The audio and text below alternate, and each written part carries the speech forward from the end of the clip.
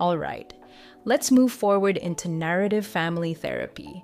This model was largely developed by Michael White and David Epstein, and it's based on a very interesting idea. People make sense of their lives through stories. Now, here's the big assumption. The problem is the problem, not the person. In other words, people are not broken. The stories surrounding the problem have just become dominant. Therapy helps people rewrite those stories. So instead of saying, this person is depressed, the narrative therapist might say, depression has been influencing this person's life lately. Small shift, big meaning.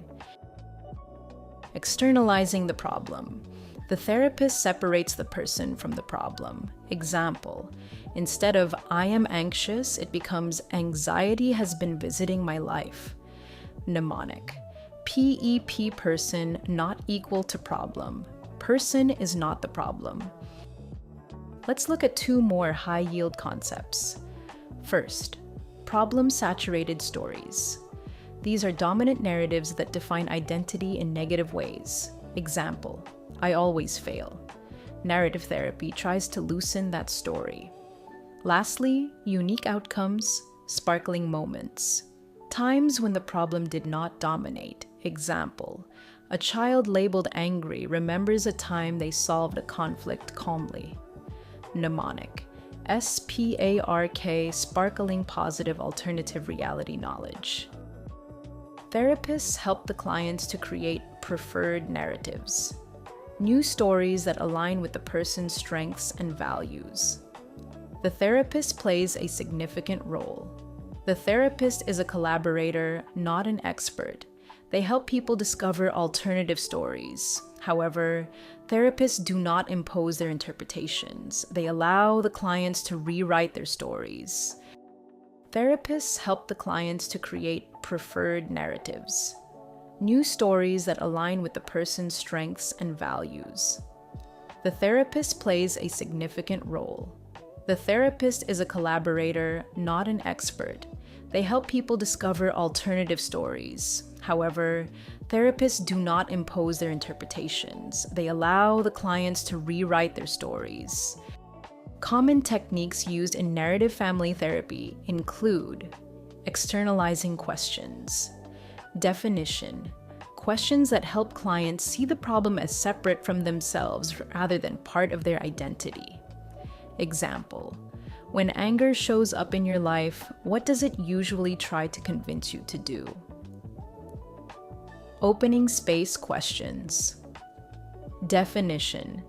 Questions that help clients identify exceptions or moments when the problem did not dominate their lives. Example. Can you think of a time recently when the conflict didn't take over the whole evening? Therapeutic letters. Definition. Written messages from the therapist that reinforce the client's strengths and the emerging preferred narrative. Example. After a session, the therapist writes a letter highlighting the client's courage in standing up to anxiety during the week. Therapeutic certificates. Definition. Documents given to clients to recognize and celebrate progress they have made in changing their story. Example. A therapist might give a certificate acknowledging a family's success in reducing the influence of anger in their home. Definitional ceremonies. Definition.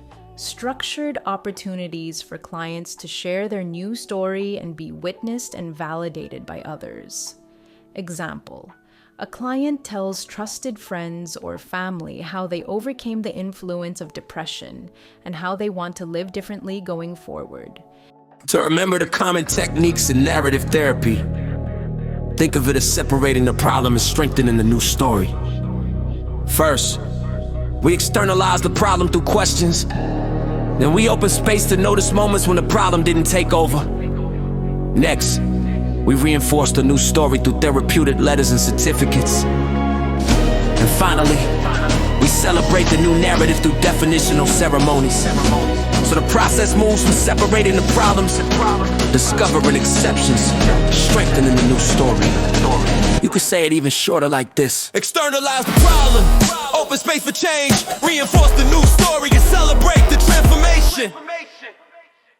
Well, that ends this section of our family systems journey.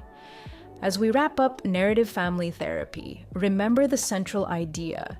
The problem is the problem, not the person. When clients learn to separate themselves from the problem, they begin to see moments in their lives, those sparkling moments, where the problem did not define them. Those moments become the starting point for rewriting a healthier and more empowering story. I've really enjoyed spending this time with you and exploring this model together. If you're continuing along in the study series, I'll see you in the next video, where we'll shift our focus to emotionally focused therapy and begin looking at how attachment and emotional bonds shape relationships.